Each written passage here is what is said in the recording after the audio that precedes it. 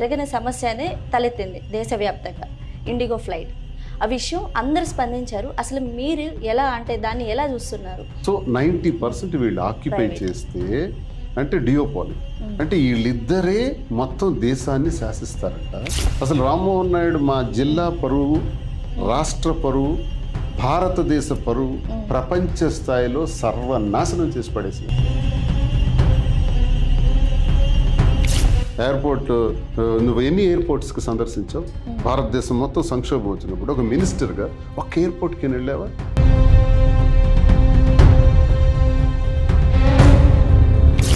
Accident జరిగితే మంత్రి వెళ్ళి అక్కడ రీల్స్ చేసుకుంటాడు. ఎంటైర్ ఫ్లైట్ యాక్సిడెంట్ ఇష్యూస్, ఆ ఇన్సిడెంట్స్ అన్నీ కూడా ఆ కాలిపోయిన వాటి దగ్గరికి వెళ్ళి రీల్స్ చేసుకుని పెట్టుకుంటాడు. ఇలాంటి బుద్ధి తక్కువ ఫెలో, చేతగాని ఫెలో. అసలు మీకు రామ్మోహన్ నాయుడు గురించి తెలీదు.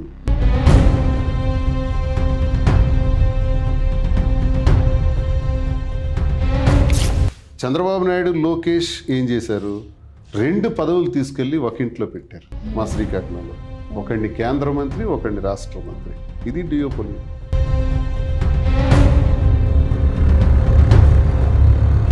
మా కర్మకాలి నీ వల్ల జరిగింది, మేమందరం సిగ్గుతో తలదోచుకున్నాం. ఫస్ట్ రిజైన్ చేసి, ఎంపీ కూడా రిజైన్ చేసి, నువ్వు అనర్హుడివి.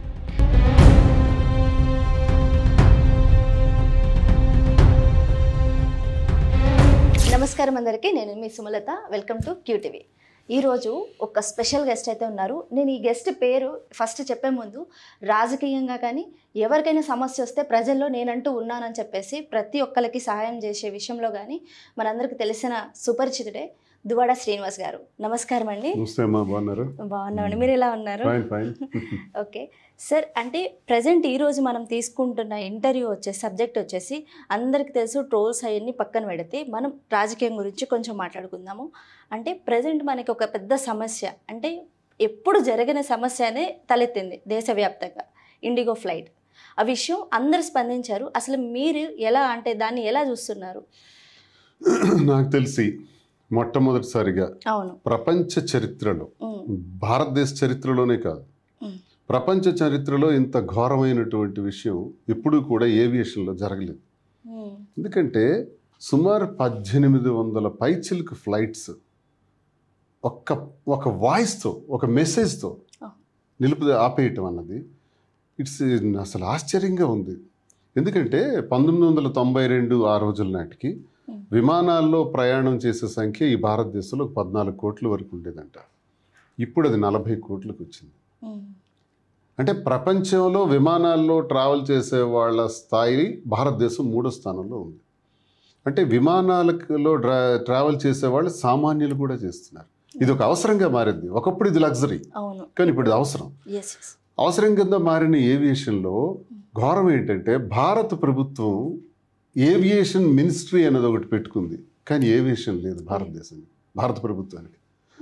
భారత ప్రభుత్వానికి ఏవియేషన్ లేదంటే అర్థం ఏంటి? ఒక్క విమానం కూడా స్వంతంగా నడిపించట్లేదు. అంతా ప్రైవేటైజేషన్, మోనోపోలీ, డియోపోలీ. దీనివల్లే ఈ విధ్వంసం, ఈ విపత్తు ఒక జాతీయ విపత్తు. ఇది కాదు, ప్రపంచ విపత్తు అని కూడా అనొచ్చు. ఇది దైవం సృష్టించింది కాదు, లేకపోతే పరిస్థితులు ప్రభావాలు వాతావరణం సృష్టించింది కాదు, మానవ తప్పిదం, హ్యూమన్ మేడ్ అనమాట. సో ఈ విపత్తు అనేది హ్యూమన్ మేడ్ డిస్ట్రక్షన్. ఇది జరిగినటువంటి ప్రమాదం ఏ స్థితికి దారితీస్తుందంటే, ఎయిర్పోర్ట్స్లో కొన్ని లక్షల మంది, ఆఖరికి తండ్రిని కలవాల్సిన వాళ్ళు, తల్లిని కలవాల్సిన, ఎన్ని కథలండి, ఎన్ని లక్షలాది కథలు మనం వింటున్నాం. అన్ని బాధేస్తుంది. సోషల్ మీడియాలో చూస్తుంటే మనం ఏంటి అంటే చాలా అంటే కొన్ని బయటకు వచ్చినాయి. ఎందుకంటే లక్షల మంది, 1800 ఫ్లైట్లు ఆగిపోయినాయి అంటే ఇది ఒక చిన్నది అయితే కాదు. 1-2 బస్సులు ఆగిపోతేనే చాలా మంది ప్రయాణికులు ఇబ్బంది పడుతూ ఉంటారు. అలాంటిది ఫ్లైట్ అంటే వేరే దేశంకి వెళ్ళిపోయే వాళ్ళు ఉన్నారు. అలాంటిది అమ్మ చనిపోయి ఒకళ్ళు, తర్వాత ఒకళ్ళు వీసా, అంటే స్టూడెంట్ వీసా వచ్చిన వాళ్ళు ఒకళ్ళు, ఇట్లా మళ్ళీ అయ్యప్ప స్వాములది, ఇప్పుడు ఈ సీజన్ వచ్చేసి మన స్వాములది. అసలు ఇలాంటివి ఇది ఖచ్చితంగా చెప్పొచ్చు, ఇది ప్రభుత్వ వైఫల్యం. ఎందుకంటే ప్రభుత్వం ఏంటి, 150 కోట్ల రమారమ్య ప్రజలతో ఏర్పాటైనటువంటి ప్రభుత్వం ఆఫ్టర్ ఆల్ ఒక కంపెనీ యాజమాన్యానికి తలొంచిందా? ఇప్పుడు డీజీసీఏ ఉంది. డీజీసీఏ FDTCL రిలీజ్ చేశారు, అంటే flight duty time lines release చేశారు. ఇదేమి DGCA కూడా ప్రేమతో రిలీజ్ చేయలేదు. పైలట్స్ అందరూ కలిపి కోర్టుకి వెళ్ళారు. మా టైమింగ్స్ కానీ మా పరిస్థితి కానీ చాలా ఘోరంగా ఉంది, మమ్మల్ని పరిశీలించండి అని చెప్తే కోర్టు వారు కొన్ని ఆదేశాలు జారీ చేసి ఈ టైమింగ్స్లో పైన కొన్ని ప్రత్యేకమైన బాధ్యతలు తీసుకోమని DGCAకి చెప్తే వారు కొన్నాళ్ళుగా డ్రాగ్ చేసుకుంటూ ఇది ఎక్కడ ఒక 10 సంవత్సరాల నుంచి చెప్పుకోవచ్చు ఈ గొడవ నడుస్తుంది. ఇటీవల కాలం ఒక 1.5 years బ్యాకే కొన్ని గైడ్ లైన్స్ డెసిషన్ తీసుకొని వీళ్ళకి చెప్పడం జరిగింది.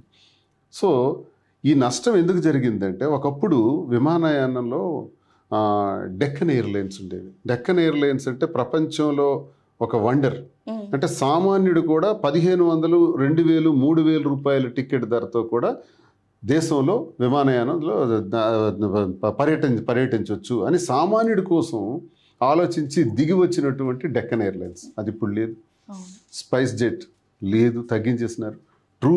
ట్రూ స్పైస్ ఇతను రామ్ చరణ్ గారు అది కూడా ఆగిపోయింది. తర్వాత కింగ్ ఫిషర్ అవి ఆగిపోయినాయి. ఇప్పుడున్నవంతా కూడా 60%, 61% ఇండిగో, రిమైనింగ్ 30% ఎయిర్లైన్స్. సో 90% వీళ్ళు ఆక్యుపై చేస్తే అంటే డియోపాలి, అంటే వీళ్ళిద్దరే మొత్తం దేశాన్ని శాసిస్తారంట. 60% షేర్ ఉన్నటువంటి ఫ్లైట్స్ నడిపిస్తున్నటువంటి 2200 ఫ్లైట్స్ నడిపిస్తున్నటువంటి ఇండిగో విత్ వన్ స్టేట్మెంట్.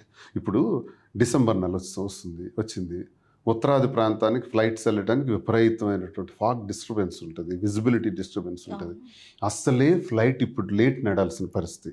ఈ నెల రోజుల్లో చాలా కేర్ఫుల్గా ఉండాలి. ఎందుకంటే ఒకటి ప్రయాణాలు ఎక్కువ ఉంటాయి, ఇయర్ ఎండ్ కాబట్టి ఎక్కువగా బయటకు వెళ్ళేవారు, తిరిగేవాళ్ళు, శీతల ప్రాంతాలకు వెళ్ళేవాళ్ళు, దేశం మొత్తం తిరిగేవాళ్ళు ఎక్కువగా ఉంటారు. ప్రయాణికులు బుకింగ్స్ ఎక్కువగా ఉంటాయి, జర్నీస్ ఎక్కువగా ఉంటాయి. డిస్టర్బెన్స్ కూడా, వెదర్ డిస్టర్బెన్స్ కూడా నార్దర్న్ సైడ్ విపరీతంగా ఉంటుంది.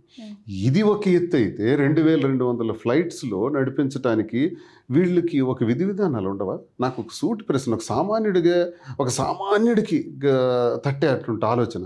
ఒక బస్ అనేది ఎక్కడైనా ఫెయిల్ అయితే ఇమీడియట్గా మరో బస్సు అరేంజ్ చేస్తారు ఆర్టీసీ వాళ్ళు. ఆ బస్సులో ప్రయాణికులను పంపిస్తారు. రోడ్డు మీద విడిచిపెట్టారు, టికెట్ తీసుకున్నారు కాబట్టి ఏదో ఒక బస్సును పంపిస్తారు. అలాగే ఇక్కడ ఒక ఫ్లైట్ ఒక ప్రాబ్లం వచ్చింది. DGCA కొన్ని రూల్స్ పెట్టింది, పైలట్ ఆఫీసర్స్కి ఒక 48 గంటలు రెస్ట్ ఇవ్వాలని, నైట్ ల్యాండింగ్స్ 5 to 6 కాదు 2 ల్యాండింగ్స్ పెట్టాలని ఇలాంటి మేజర్ రూల్స్తో తయారు చేస్తారు. Okay, that's good. DGCA తీసుకున్న డెసిషన్. దీన్ని కన్విన్స్ చేయలేరా ఇండిగో వాళ్ళతో? ఇండిగో వాళ్ళు మాట్లాడటం లేదా? అసలు వీళ్ళకి సంబంధాలు లేవా? అసలు మంత్రి ఎక్కడున్నాడు? ఏవియేషన్ శాఖే మనకు అనవసరం అనిపిస్తుంది. ఎందుకంటే మనకు సొంత విమానాలు నడిపే పరిస్థితి లేదు, ప్రైవేటైజేషన్ చేస్తాం. ఇప్పుడు ప్రైవేటైజేషన్లో ఈ శాఖ ఏం చేస్తుంది? అసలు నిద్రపోతున్నాడు రామ్మోహన్ నాయుడు. అసలు రామ్మోహన్ నాయుడు మా జిల్లా పరువు, రాష్ట్ర పరువు, భారతదేశ పరువు ప్రపంచ స్థాయిలో సర్వనాశనం చేసి పడేసినాడు. మీ అభిప్రాయం కూడా అదే? అంతే 100%. మా జిల్లా వ్యక్తి, నేను అతని పైన పోటీ చేసిన వ్యక్తిని. అతనికి నాకు 6100 ఓట్లు తేడా. ఇప్పుడు ప్రతి ఒక్కళ్ళు అదే అనుకుంటారు. ఒక 3000 ఓట్లు వస్తే నేను అతని మీద గెలవాల్సినండి. అలాంటి వ్యక్తిగా నేను ఆరాధతో చెప్తున్నాను, Rammohan Naidu is unfit for this ministry. ఎందుకంటే కొంతమంది చెప్తున్నారు కేంద్ర ప్రభుత్వ నిర్ణయాల్లో భాగంగా తెలుగుదేశం వాళ్ళు చెప్పుకున్న మాటలు రామ్మోహన్ నాయుడు ఏం చేస్తాడని. అతను చేయాల్సిన డ్యూటీస్ ఆయనకున్నాయి. ఇప్పుడు DGCA పెట్టిన రూల్స్ని ఇండిగో వాళ్ళకి చెప్పి, ఇండిగో వాళ్ళతో కూర్చోబెట్టి మాట్లాడి మీరు ఎప్పటి నుంచి అమలు చేస్తారు? ఎంత 6500 కోట్ల లాభాల్లో నడుస్తుంది ఇండిగో. ఆఫ్టర్ ఆల్ ఒక 10% పైలట్స్ని, స్టాఫ్ని, క్రూని, ఫ్లైట్ క్రూని కొంచెం పెంచుకోవాలి అంతే. అది చేయలేరా? ఆ కెపాసిటీ వాళ్ళకి లేదా? సో ఇదేని ఇబ్బంది వచ్చినా కానీ సార్ ఒక్క మెసేజ్ కూడా వెళ్ళలేదంట. అక్కడ జనాలు అంటే ఎవరైతే ట్రావెల్ చేస్తున్నారో వాళ్ళు వెళ్తుంటే కూడా ఒక్క మెసేజ్ కూడా రాలేదు. అంటే ఇంతకు ముందు వచ్చింది 5th ఫ్లైట్ క్యాన్సిల్ అవుతుంది అన్నది వస్తుంది, కానీ అది కూడా లేకుండా ఇంత సమస్య ఎందుకు ఏర్పడింది అసలు? ఇది మోనోపొలి. అంటే మోనోపొలి, డియోపొలి ఇద్దరి మధ్య ఒకళ్ళపైనే పూర్తి గుత్తాధిపత్యం ఇస్తే మోనోపొలి అంటాం, ఇద్దరికి ఇస్తే డియోపొలి అంటాం. అంటే డియోపొలి నడుస్తుంది. సో వీళ్ళిద్దరి మధ్య దేశం మొత్తం నడుస్తుంది. ఎంత కర్మ అంటే 150 కోట్ల మందికి నాయకత్వం ఇస్తున్నటువంటి ప్రభుత్వం ఇచ్చిన రూల్స్ని వెనక్కి తీసుకుంది. సో ఆ డియోపొలి గెలిచిందా? 150 కోట్ల మంది గెలిచారా? 150 కోట్ల మంది ఓడారు. ఆఫ్టర్ ఆల్ ఒక ఇండి ఒక పర్సన్ ఎంతండి వాడు, ఎంతండి 2200 ఫ్లైట్స్ ఉంటే గొప్పోడు కాడు. 150 కోట్ల మంది ప్రజల ముందు ఈ ప్రజాస్వామ్య దేశంలో ప్రజాస్వామ్యం 150 కోట్లే కాదు, విదేశాలకు వెళ్ళవలసిన వాళ్ళు ఏమయ్యారు, ప్రపంచ దేశాలు ఇవన్నీ కూడా ఎఫెక్ట్ అయినాయి. ఈరోజు 800 కోట్ల మంది నివసిస్తున్న ఈ విషయంలో 2200 ఫ్లైట్స్ నువ్వు ఆపావంటే కేవలం గవర్నమెంట్ బ్లాక్మెయిల్ చేస్తున్నాడు. ఇంకో విషయం, ఇండిగో యాజమాని ఆ CEO ఎవరైతే ప్రకటించాడో భారతదేశంలోని డొమెస్టిక్ ఫ్లైట్స్కి మాత్రం ఆపారు, ఇంటర్నేషనల్ ఫ్లైట్స్ ఆపలా. ఎందుకంటే అది ఫైర్ ఎక్కువ, 2 ఇంటర్నేషనల్ ఫ్లైట్స్ ఆపితే వీళ్ళకి బాక్స్ బదులైపోద్ది, బెండ్ దిగిపోద్ది. ఎందుకంటే అక్కడ రూల్స్, ఇంటర్నేషనల్ రూల్స్ అన్ని అట్రాక్ట్ అయిపోతాయి. అంటే భారతీయులు లేవు అంటే భయం లేదు, ఉన్నాయి భయం లేదు. ఇప్పుడు ప్యాసింజర్కి మీరు టికెట్ డబ్బులు తీసుకుని టికెట్ ఇచ్చారు, మీరు ఒక ఆయనకు మాట ఇచ్చారు బెంగళూరు వెళ్తామని, లింక్ ఫ్లైట్ కప్ చెప్తామని చెప్పారు. ఈరోజు అవి ఏవి చేయకుండా మీరు సింపుల్గా కూర్చొని ఒక స్టేట్మెంట్ ఇచ్చి పడేశారు. ఎవడిచ్చాడు మీకు రైట్? మీరు ఇన్ని లక్షలాది మంది ప్రజల తాలూకా జీవితాలని నడి రోడ్డు మీదకి తీసుకొచ్చి, అంతేకాదు రామ్మోహన్ నాయుడు ఫెయిల్యూర్ నేను ఎక్కడంటానంటే, ఎప్పుడైతే ఇన్సిడెంట్ జరుగుతుందో ఒకటి DGCA రూల్స్ పాస్ చేసిందో ఆ రూల్స్ని వాళ్ళకి వీళ్ళకి పెట్టి కోఆర్డినేట్ చేసి ఆ రూల్స్ అన్నింటి కోసం మరొక 10% 15% స్టాఫ్ని, పైలట్ ఆఫీసర్స్ని ఇంక్రీజ్ చేయడానికి 1.5 years అయింది. ఈలోగా ఈజీగా చేయొచ్చు, ఆ మెకానిజం లేదు. నెంబర్ 1 అక్కడ ఫెయిల్ అయినాడు. నెంబర్ 2, ఏదైతే వాళ్ళు స్టేట్మెంట్ ఇచ్చారో ఆ స్టేట్మెంట్తో ఫ్లైట్స్ అన్ని ఆగిపోయినాయో ఎంటైర్ ప్యాసింజర్స్కి రెస్పాండ్ అయ్యే విధానంలో అట్టర్ ఫ్లాప్, అది ఘోరం అయితే అట్టర్ ఫ్లాప్. వాళ్ళ డబ్బులు వాళ్ళకి ఇచ్చే దానిలో అట్టర్ ఫ్లాప్ అయ్యారు. పైగా కనెక్టింగ్ ఫ్లైట్స్ అయినా అరేంజ్ చేసి, మరికొన్ని ఫ్లైట్స్ ఇవి నడుస్తున్నాయి కదా మన ఎయిర్ ఇండియా, అవైనా అరేంజ్ చేసి పంపించాలి. ఏంటి ఒక 5,000 టికెట్ ఉండేటప్పుడు 10,000 చేయండి, 15,000 చేయండి. 80,000 ఢిల్లీ వెళ్ళాలంటే 80,000, హైదరాబాద్ నుంచి, ఇక్కడి నుంచి ముంబై వెళ్ళాలంటే 65,000. పేషెంట్స్ ఉన్నారు. ఒకవేళ ఎయిర్పోర్ట్లో ఉండలేక, అక్కడ అవకాశం లేక, టాయిలెట్స్ కూడా అవకాశం లేక బయటకు వస్తే, బయటకు వచ్చిన తర్వాత ఒక హోటల్లో ఉండిపోయి రేపు వెళ్దాం, ట్రై చేద్దాం, బస్సో కారో బండో ఏదో ఒకటి వెళ్దాం ట్రైనో అనుకుని ప్యాసింజర్ అనుకుంటుంటే ఆ హోటల్లో 40,000 అట హోటల్ రూమ్స్ కూడా. ఇక్కడ ఏం చేస్తున్నాడు రామ్మోహన్ నాయుడు? హోటల్ యాజమాన్యాలతో మాట్లాడలేవా? ఎయిర్పోర్ట్ నువ్వు ఎన్ని ఎయిర్పోర్ట్స్కి సందర్శించావు? భారతదేశం మొత్తం సంక్షోభం వచ్చినప్పుడు ఒక మినిస్టర్గా ఒక్క ఎయిర్పోర్ట్కి వెళ్ళావా? 240 మంది లండన్ వెళ్తుంటే ఒక యాక్సిడెంట్ జరిగింది. యాక్సిడెంట్ జరిగితే మంత్రి వెళ్ళి అక్కడ రీల్స్ చేసుకుంటాడు, ఎంటైర్ ఫ్లైట్ యాక్సిడెంట్ ఇష్యూస్, ఆ ఇన్సిడెంట్స్ అన్నీ కూడా ఆ కాలిపోయిన వాటి దగ్గరికి వెళ్ళి రీల్స్ చేసుకుని పెట్టుకుంటాడు. ఇలాంటి బుద్ధి తక్కువ ఫెలో, చేతగాని ఫెలో. అసలు మీకు రామ్మోహన్ నాయుడు గురించి తెలీదు. 15 సంవత్సరాలుగా అతడితో ఫైట్ చేస్తున్న మేము ఈ రోజు వరకు శ్రీకాకుళంలో సొంతంగా తాను కారు తీసుకొని ఒక ఊరు వెళ్ళానని చెప్పమనండి, ఒక ప్రజల్ని, ఒక గ్రామాన్ని, ఒక వ్యక్తిని కలిసినట్టుగా ఒక ఎవిడెన్స్ చెప్పమనండి. ఎలక్షన్ ప్రచారాలు తప్ప, లేదు పెళ్ళిళ్ళు తప్ప, పెళ్ళిళ్ళు కూడా వెళ్ళడు. ఏదో పెద్ద ఫ్యామిలీ వాళ్ళు చెప్తే వెళ్తాడు, సామాన్యుడు చెప్తే వెళ్ళడు తప్ప. డ్రెస్ నలిగిన రోజు చెప్పమనండి, రోడ్ల మీద తిరిగే రోజు చెప్పమనండి. శ్రీకాకుళంలో ఒక్కరోజు కూడా మనిషి సెల్ఫీలకి పరిమితం, నవ్వుతాడు, పార్లమెంట్లో మాట్లాడతాడట. అవకాశం ఇస్తే రోడ్డు మీద ఉండేవాడు కూడా పార్లమెంట్లో మాట్లాడతాడు. ఇంటర్మీడియట్ స్టూడెంట్కి ఇచ్చిన బ్రహ్మాండంగా మాట్లాడతాడు. మాట్లాడగలిగే వాళ్ళు ఈ దేశంలో కోకొల్లలు.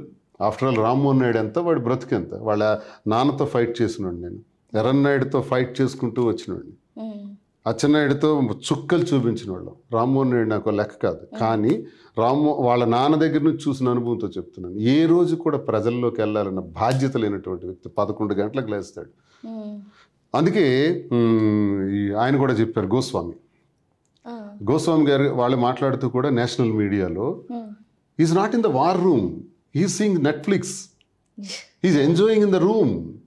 ఆ రూమ్లో ఆయన ఉన్నాడు, వార్ రూమ్లో లేడు, వార్ రూమ్కి వెళ్ళలేదు. మీకు ఎవడు చెప్పాడు వార్ రూమ్కి వెళ్ళాడని? అది ఎవరికి చెప్తున్నాడు? వాళ్ళకి అధికార ప్రతినిధి ఎమ్మెల్సీ మాజీ ఎమ్మెల్సీ ఉన్నాడు, ఆయనకి ఈయనకి జరిగిన డిస్కషన్స్లో గోస్వామి చెప్తున్నటువంటి మాటలు. మంత్రికి బాధ్యత లేదు, మినిస్టర్ టోటల్ ఫెయిల్యూర్. ఎందుకంటే ఇతనికి ఇర్రెస్పాన్సిబిలిటీ ఎక్కువ. ఒకరోజు కూడా దీనిపైన బాధ్యత వహించడం అన్నది నాకు బాగా తెలుసు. వాళ్ళతో ఫైట్ చేసిన వాళ్ళ వ్యక్తిగా నాకు బాగా తెలుసు. ఆయనకు బాధ్యత లేదు, ఇంత పెద్ద బరువు మోయలేడు. నేను ఎన్నోసార్లు చెప్పాను, చూడండి అన్లిమిటెడ్ పవర్స్. ఇప్పుడు మనం ఇక్కడ 2 విషయాలు మాట్లాడాలి. ఏవియేషన్లో కూడా ఫ్లైట్స్లో కూడా అన్లిమిటెడ్ పవర్స్ రెండు కంపెనీలకు ఇచ్చేస్తున్నారు. అంటే డియోపోలి చేశారు. ఆ డియోపోలి వల్ల ఏమైంది? ఈరోజు ఈ నష్టాన్ని చూసాం. వాళ్ళు దేశాన్ని శాసించారు. చంద్రబాబు నాయుడు, లోకేష్ ఏం చేశారు? 2 పదవులు తీసుకెళ్ళి ఒక ఇంట్లో పెట్టారు మా శ్రీకాకుళంలో. ఒకడిని కేంద్ర మంత్రి, ఒకడిని రాష్ట్ర మంత్రి. ఇది డియోపోలి. ఇక్కడ కూడా డియోపోలి నడుస్తుంది. సో ఏం జరుగుతుంది? వీళ్ళు కూడా చేయరు, వాళ్ళకి అవసరం లేదు. అహంకారం, అన్లిమిటెడ్ పవర్స్ ఇచ్చేయటం వల్ల ప్రజలంటే బాధ్యత లేదు, దేశం అంటే భక్తి లేదు, పాసెంజర్స్ అంటే ఆలోచన లేదు. కాబట్టి ఏ ఎయిర్పోర్ట్కి పోలేదు, ఏ ఒక్కరిని పరామర్శించలేదు, ఎవరిని కూడా ఈ రోజు వరకు బాధ్యతగా ఒక మాట్లాడలేదు. ఈ రోజు కూడా రెక్టిఫై కాలేదు, ఈ నిమిషానికి కూడా రెక్టిఫై కాలేదు. ఇంకా టైం పడుతుందంట. మళ్ళీ సిస్టమ్ అంతా రీబూట్ చేసి మళ్ళీ ఇవన్నీ స్టార్ట్ చేసేందుకు చాలా టైం పడుతుంది అన్నది టెక్నికల్గా వింటున్నటువంటి మాట. ఇది ఘోరమైనటువంటి తప్పిదం. ఇది ప్రభుత్వ వైఫల్యం. రామ్మోహన్ నాయుడు ఎంత, నేను ఒకటి అనుకుంటున్నానంటే ఒక మ్యాచ్ ఫిక్సింగ్ నడుస్తుంది. ఇండిగోది కూడా తప్పు కాదు. ఇండిగో యజమాని ప్రభుత్వానికి మ్యాచ్ ఫిక్సింగ్ నడుస్తుంది. మ్యాచ్ ఫిక్సింగ్ అంటే ఇన్ని ఫ్లైట్లు ఆగిపోవడం ఆపుతారు. మరి ఎందుకు ఇంటర్నేషనల్ ఆపలేదు? అంత మరి ఎందుకు డొమెస్టిక్ ఆపారు? చెప్పేసి అదే బ్లాక్ మెయిల్. ఎందుకంటే నాకు అనుమానం ఏంటంటే ప్రభుత్వానికి వాళ్ళు ఏదో తాయిలాలు ఇస్తున్నారు, అలాగే రామ్మోహన్ నాయుడుకి కూడా వాళ్ళు ఇస్తున్నారు. కాబట్టే రామ్మోహన్ నాయుడు ప్రశ్నించడు, కాబట్టి వీళ్ళెవ్వరూ మాట్లాడరు. కాబట్టి 150 కోట్ల మంది అవమానానికి కారణమైనటువంటి రామ్మోహన్ నాయుడు ఈరోజు మన మాట్లాడలా, అస్సలు మాట్లాడలా, సైలెంట్గా ఉన్నాడు. ఏమంటే అన్ని పునరుద్ధరిస్తాం, చేస్తాం, నష్టపరిహారాలు ఇస్తాం, ఇవన్నీ స్టేట్మెంట్స్. అవును, ఇవన్నీ స్టేట్మెంట్. ఓకే సార్, ఇట్లా అంటే అవమానిస్తున్నారు. ఇక్కడ ఏంటంటే అందరూ ఇప్పుడు ఎవరైతే క్యాన్సిల్ అయినా అందరికీ అవమానమే చెప్పాలి అంటే. ఇది అంతా ఒక ఎత్తు అయితే నార్త్ ఇండియన్స్ ఎవరైతే ఉన్నారో వాళ్ళు సౌత్ ఇండియన్ చాలా చిన్న చూపు చూస్తున్నట్లు తెలుస్తుంది మనకి. దీని పట్ల మీరేమంటారు అసలు? అంటే వీళ్ళు ప్రశ్నించాలి కదా, వీళ్ళు ఎదుర్కోవాలి. రామ్మోహన్ రావు గారు ఏదైతే ఉన్నారో దీని గురించి మాట్లాడాలి చెప్పాలి అంటే. మీరు చూసుకోవచ్చు సోషల్ మీడియాలో ఎలాంటి కామెంట్స్ వస్తాయి. South Indian north Indian war కింద డిక్లేర్ చేయడానికి లేదు. ఎందుకంటే చరిత్రలో ఎప్పటి నుంచో మద్రాసి అని అంటారు సౌత్ ఇండియన్స్ అందరికీ, మద్రాసి అని అంటారు. ఢిల్లీ వెళ్తే మనకు మద్రాసి అని పిలుస్తారు, అది ఉంది. కానీ అంత పెద్ద సబ్జెక్ట్, ఆ సబ్జెక్ట్ వేరు. ఇప్పుడు ఈ రాష్ట్రాల విభజన అయ్యేటప్పుడు మద్రాస్కి అంకిత చుట్టుపక్కల ఉన్న రాష్ట్రాలన్నీ సౌత్ ఇండియాగా, అది నార్త్ ఇండియాగా ఉంది, అది వేరే విషయం. కానీ అలా అని మాట్లాడటానికి ఇక్కడ లేదు. రామ్మోహన్ నాయుడు అనేవాడు, చెప్తున్నాను కదా, సౌత్ ఇండియా నార్త్ ఇండియా పరుగు తీసాడు, ప్రపంచంలో భారతదేశం పరుగు తీసాడు. కాబట్టి నేను ఒక్కటి చెప్తుంది అంటే, రామ్మోహన్ నాయుడు నీకు ఈ పదవి హోల్డ్ చేయడం చేత కాదు, జస్ట్ యు రిజైన్, రాజీనామా చేసేయి. రాజీనామా చేసేసి, నాకు తెలుసు అసలు నువ్వు నామినేషన్ వేయడానికి కూడా అనర్హుడివి, అసలు నువ్వు ఎంపీగా ఉండడానికి అనర్హుడివి, నీకు చేత కాదు. నువ్వు 11కి లేస్తావు, ప్రజలతో మాట్లాడవు, ప్రజల వద్దకు పోవు, బాధ్యత లేదు. 15 సంవత్సరాలుగా నీకు ఎన్నుకుంటున్న మోసం ప్రజలకు, శ్రీకాకుళం ప్రజలకి మోసం చేసావు. శ్రీకాకుళం ప్రతిష్ట దిగజార్చావు. ఈరోజు సిగ్గుతో జార్జ్ ఫెర్నాండెజ్ ఒక చిన్న ట్రైన్ యాక్సిడెంట్ అయితే రిజైన్ చేసి పడేశారు రైల్వే మినిస్టర్. నీకు సిగ్గు లేదు? నీ శాఖలో ఇన్ని వేల ఫ్లైట్స్, ఇంత పెద్ద విపత్తు, ప్రపంచ స్థాయిలో ఎక్కడా జరగని విపత్తు, మా కర్మకాలి నీ వల్ల జరిగింది. మేమందరం సిగ్గుతో తలదోచుకుంటున్నాం. ఫస్ట్ యూ రిజైన్ చేసి, ఎంపీ కూడా రిజైన్ చేసి, నువ్వు అనర్హుడివి, అదన డిమాండ్. ఇప్పుడు నెక్స్ట్ ఇప్పుడు రామ్మోహన్ రావు గారు అంటే ప్రజలు మళ్ళీ ఎన్నుకోవటం అయితే జరుగుతుందా? అంటే ఇన్ని ఈసారి రామ్మోహన్ నాయుడుకి నామినేషన్ ఇవ్వనండి. పరువు తీసిన రామ్మోహన్ నాయుడు ఎవడో చెప్పుకుంటే అర్హత లేదు, వాడికి అర్హత లేదు. నేషనల్ మీడియా వెనుకబడిన జిల్లాకు చెందిన నేతపై టార్గెట్గా వ్యవహరిస్తున్నట్లుగా కనిపిస్తుందని అంటున్నారా? అసలు మీరేమంటారు? నో, నేను చెప్తున్నాను కదా, రామ్మోహన్ నాయుడు గురించి తెలిసిన వ్యక్తిగా, రామ్మోహన్ నాయుడు మీద పోటీ చేసిన వ్యక్తిగా నేను చెప్తున్నాను కదా, రామ్మోహన్ నాయుడికి నేషనల్ మీడియా అసలు అతను అన్ఫిట్, ఈజ్ అన్ఫిట్. గోస్వామి అని చెప్పారు కదా పెద్ద ఆయన చెప్పినట్టు ఈజ్ అన్ఫిట్. ఇది నార్త్ ఇండియా సౌత్ ఇండియా కాదు, ఈ దేశానికే అతను మంత్రి హోదాకి పనికిరాడు. ఓకే, కేంద్ర ప్రభుత్వ పరిధిలో అంశంపై నేషనల్ మీడియా రాష్ట్ర మంత్రి లోకేష్ను కూడా ప్రస్తావించడం ఎలా, అంటే మీరు ఎలా చూడాలి? సిగ్గుందా? ఎమ్మెల్సీ కూడా మాట్లాడుతున్నాడు, అసలు మాట్లాడుతూ రెస్పాండ్ అవుతూ మా లోకేష్ గారు పర్యవేక్షణ. Who is the Lokesh? అది బాగా అడిగాడు అతను Goswami. Who is the Lokesh? In what way, in what respect he will to look after this entire aviation? How can he respond? The minister has to respond. Central government has to respond. Where is the minister? He is enjoying the Netflix. He is in the rooms. అతను రూమ్లో ఉన్నాడు, Netflix చూసుకుంటున్నాడు. Games ఆడుకుంటున్నాడు, enjoy చేస్తున్నాడు. దేశంలో ఉండే entire ఎయిర్పోర్ట్స్లో జరుగుతున్నటువంటి ఈ పరిస్థితులను కనీసం టీవీల్లో కూడా చూడట్లేదు, రెస్పాండ్ అవ్వట్లేదు. అతను మాట్లాడాలి. ఆయన వార్ రూమ్లో ఉన్నాడు అంటున్నావు, వార్ రూమ్లో ఆయన లేడు. ఏమంటే లోకేష్ మాట్లాడుతూ ఉన్నారు. లోకేష్ ఎవరు? Is the state minister. అతను ఎందుకు మాట్లాడతాడు అని వాళ్ళు అక్కడ నేషనల్ మీడియాలో దుమ్మెత్తిపోసారు. అసలు ఒక రకంగా చెప్పాలంటే ఇది చంద్రబాబు నాయుడు ఫెయిల్యూర్, లోకేష్ ఫెయిల్యూర్. మీరు అన్లిమిటెడ్ పవర్స్ ఒకే ఇంటికి ఇచ్చారు. శ్రీకాకుళంలో 7, 8వ స్థానంలో ఉన్న ఒక సామాజిక వర్గాన్ని తీసుకెళ్లి అగ్రభాగాన్ని కూర్చోబెట్టి 2 పదవులు అంటూ కట్టబెట్టారు. ఆ నష్టమే ఈరోజు మీకు చూపెడుతుంది. చంద్రబాబు నాయుడు గారు, ప్రపంచ స్థాయిలో ఈరోజు మీ పరువు పోయింది, లోకేష్ పరువు పోయింది. మీరు ఇంకా వీళ్ళని పట్టుకుని ముందుకెళ్తే ఇంకా మీకు తీవ్రమైనటువంటి నష్టం. ఎన్నాళ్ళ మీ చరిత్ర అంతా కూడా మసకబారిపోయింది. తెలుగుదేశం పార్టీ ప్రతిష్ట సర్వనాశనం అయిపోయింది. ఈ దెబ్బకి కొన్ని లక్షల కోట్ల మంది ప్రజల తాలూకా ఆవేదన ఇది, పర్యాటకులకు ఆవేదన. ఎంతోమంది, ఒక తండ్రి నా కూతురు మెన్సెస్ అయింది, ప్యాడ్స్ ఇవ్వండి అనుకొని ప్యాడ్స్ కోసం తిరిగాడంటే అది ఆలోచించుకుంటేనే ఎంత దుర్భరమైనటువంటి పరిస్థితిలో మనం ఉన్నాము, ఎలా బ్రతుకుతున్నాము. ప్రభుత్వాలు ఇంత డెవలప్డ్ కంట్రీలో ఈరోజు సోషల్ మీడియా కానీ ఎలక్ట్రానిక్స్ కానీ ఇంత డెవలప్ అయిన ఈ స్టేజ్లో కూడా ఒక ఎయిర్పోర్ట్లో ఓ తండ్రి ఆవేదన ఇది. ఏది ఫ్లైట్స్ వల్ల ఆయన పడుతున్నటువంటి ఆవేదన. పెళ్ళికి ఒక డెడ్ బాడీ ఉంది, తండ్రి చనిపోయినాడు, చూడలేక వెయిట్ చేస్తున్న కొడుకు. పెళ్లి నిశ్చితార్థం జరిగింది, నిశ్చితార్థానికి వెళ్ళాక లైవ్లో నిశ్చితార్థం చేసుకున్న పెళ్లి కొడుకు పెళ్లి కూతురు. ఏంటి దరిద్రం? దీని గురించి రెస్పాండ్ అయ్యారా? అది మనకి తెలిసి కొన్ని తెలియనివి ఎన్నో ఉన్నాయి. ప్రతి ఒక్కడికి ఒక గాథ ఉంటుంది. ఉద్యోగం అంటే ఆయన ఆ రోజు వెళ్ళకపోతే రేపు మరి అతనికి అపాయింట్మెంట్ పోతుందంట, జీవితం పోతుంది. ఇలాంటివి ఎన్నో విని ఇవన్నీ మీడియా ముందు మాట్లాడి వీటన్నిటికీ హోల్ రెస్పాన్సిబుల్ రామ్మోహన్ నాయుడు, కేంద్ర ప్రభుత్వం, మోదీ గారు దీనిపైన ప్రత్యేక బాధ్యత వహించాలి. తెలుగుదేశం ప్రభుత్వం మీతో ఎలియన్స్లో ఉండి మీరు ఈ వ్యక్తికి కట్టబెట్టినందుకు మా పరువులు తీశాడు. వెంటనే ఈయన్ని అక్కడి నుంచి సస్పెండ్ చేయండి, అసలు తీయండి, ఆ హోదా నుంచి తప్పించాలి. అసలు ఈయన్ని ఆ మంత్రి హోదాకి ఇతడు పనికిరాడని కూడా నేను మోదీ గారికి తెలియజేస్తున్నాను. వెంటనే మోదీ గారు రియాక్ట్ అయ్యి దీనిపైన ఇదంతా కూడా సెటిల్ చేయాలి. మళ్ళీ వెంటనే విమానాలు వాటి ప్రయాణాలని స్టార్ట్ అవ్వాలని, ఈ మొనోపొలి డియోపొలి అనే దాన్ని తప్పించి ఇంక వీలైనన్ని కంపెనీలకి, ఎక్కువ కంపెనీలకు కూడా ప్రాధాన్యత ఇచ్చి, ఒకవేళ 60% కాబట్టి ఇండిగో వాడు ఆపాడు, అదే ఇండిగో వాడు పర్సంటేజ్ 20-30 అనుకోండి, ఆపలేడు కదా, మనల్ని రూల్ చేయలేడు కదా. మోదీ గారు మీ అంత సమర్థవంతమైనటువంటి నాయకత్వం, బలమైనటువంటి నాయకత్వం ఈరోజు భారతదేశానికి ఉండి కూడా మిమ్మల్ని శాసించే స్థాయికి ఇండిగో రావటం ప్రభుత్వాన్ని ఇండిగో నడిపిస్తుందా, ఇండిగోని ప్రభుత్వం నడిపిస్తుందా? ఇక్కడ చాలా ఆశ్చర్యకరంగా ఉంది. ఇదంతా అందరికీ కూడా ఇదొక అవమానం.